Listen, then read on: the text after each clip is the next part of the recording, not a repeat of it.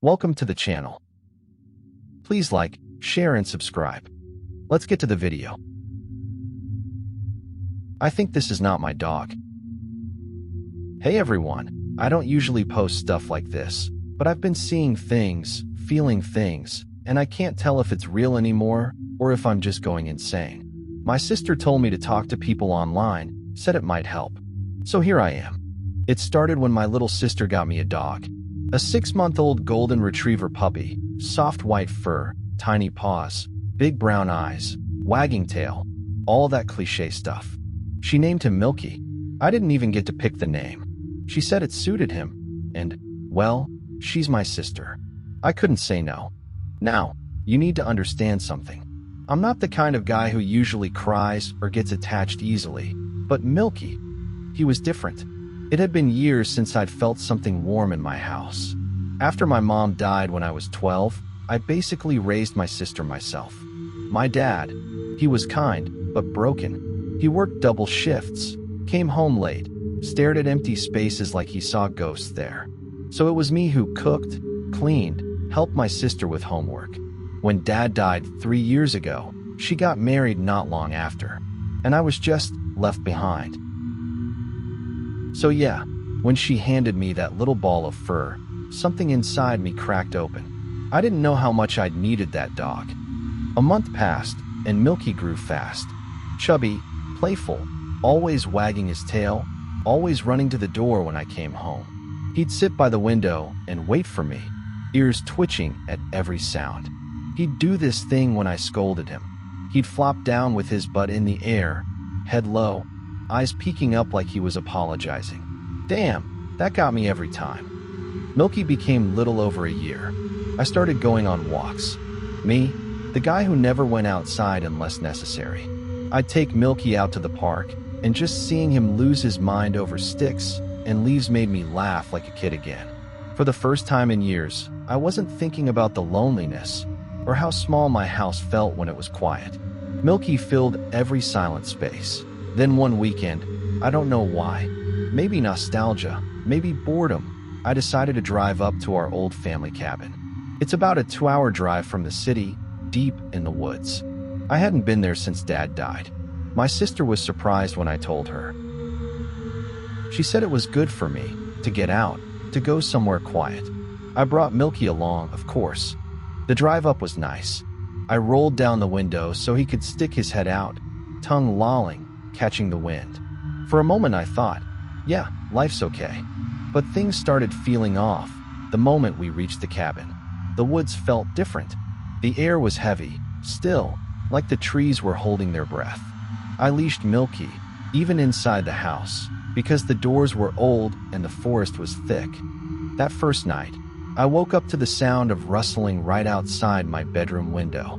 It was rhythmic, deliberate, like something or someone was pacing.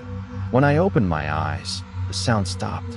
I thought maybe it was the wind, but Milky was awake too, standing stiff, ears up, staring at the window.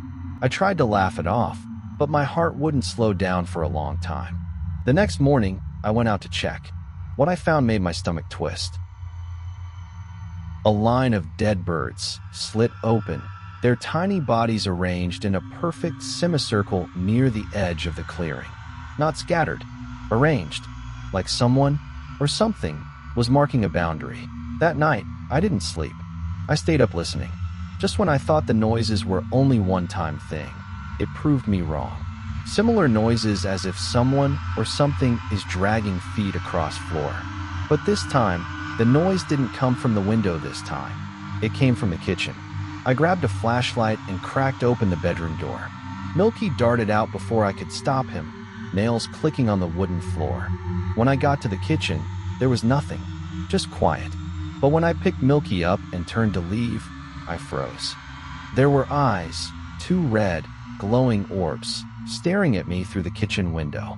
Too high up for an animal, too still for a person. I couldn't move, couldn't breathe. Then Milky bit my hand. Not hard, just enough to snap me out of it. He barked, and those eyes shifted.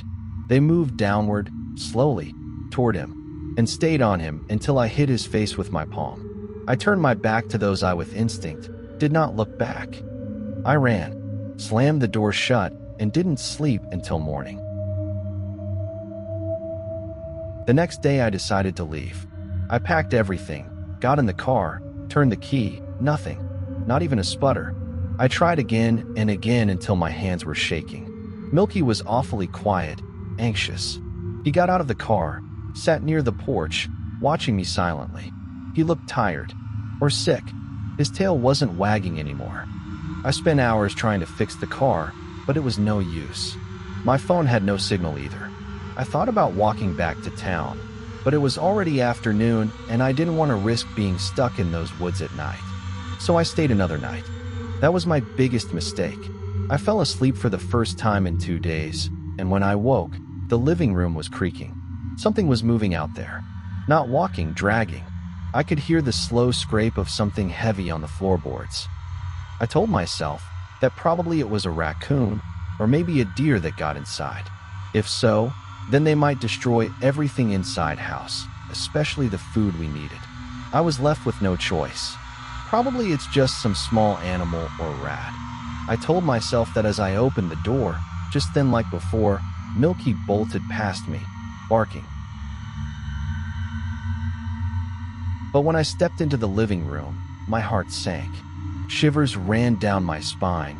Confusion numbed my brain. The front door was wide open, and Milky was gone. I ran outside, barefoot. The instant I crossed the doorway, everything went dark. Not just night dark, I mean gone. Like someone had shut off the moon and the stars. I could still feel the air, smell the pine, but I couldn't see my own hands. Then I heard it, Milky's yelp. Faint at first, then sharp, desperate. I called for him, my voice cracking. Another sound came next, a dull, wet thud, over and over, like someone dropping a heavy sack onto the ground. I screamed his name until my throat burned. My eyes stung, but I couldn't tell if it was tears or something else in the air. The sound stopped. For a second, everything was silent. Then the light came back, like someone flipped a switch. I looked around. I wasn't nowhere near the cabin. No sign of Milky. Scratches from the trees and bushes started stinging with cold air on my skin. I found the direction in which my cabin was and reached back after walking 10 minutes at least. I don't think I got lost for that long, or even if I did, I don't think I walked this much of a distance away from my cabin in such a short time. It didn't add up at all, but reached the cabin and there was Milky, sitting calmly in the doorway of the cabin. Not a scratch on him, just staring at me, head tilted. I should have been relieved, but something was wrong. His eyes didn't look right. His body language wasn't the same. That happy, tail-wagging energy was gone. He watched me with this knowing look. I can't describe it. Almost human. The next morning, though tired, I woke up early. Had to reach nearby town for a mechanic. Milky didn't wake me up with his kisses or wagging tail on my face. I gave him food. He didn't show any enthusiasm for his favorite food. Thought he was tired. Last night still seemed surreal. What else could it be? I thought, or forced myself to think that. Got ready to leave for the town. At the door I crouched down. Usually Milky would be bouncing around and jumping to come with me. But that moment, he kept staring in my eyes with knowing look. Felt as if he has a smirk on his face. He did not bother to come near me as I crouched, but didn't even see his tail wagged whole morning. I was getting worse thoughts to my mind, but who the heck wants to think worst of their dog? Reluctant, I went into town to get a mechanic. It took me almost 2 hours of walk to reach the mechanic. Came back in his tow truck. The whole time Milky didn't move from the place where I left him. Milky sat near the porch while I talked to the guy, quiet as a statue. I picked him up with love, kissed his head like always, and set him down. Normally he'd follow me instantly. This time he just sat there. And when I looked back at him, I swear he was smiling. Not a happy dog smile. A smirk. The mechanic fixed the car, and I put Milky in the passenger seat. Gave a one last look at the cabin. Questions still buzzing in my ear, but try not to think about it. The drive back home was the longest 2 hours of my life.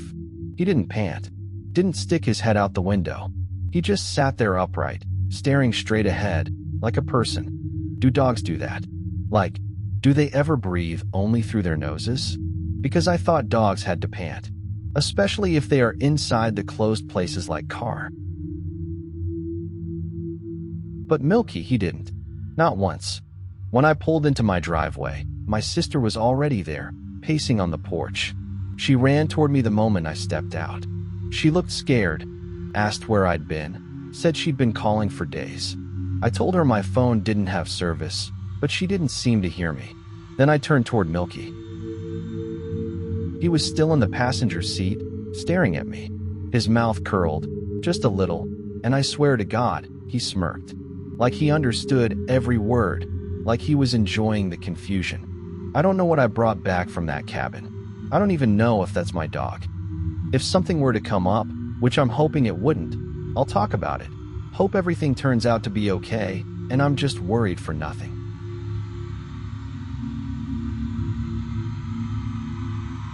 Hope you like the story. Please like, share, and subscribe. See you again.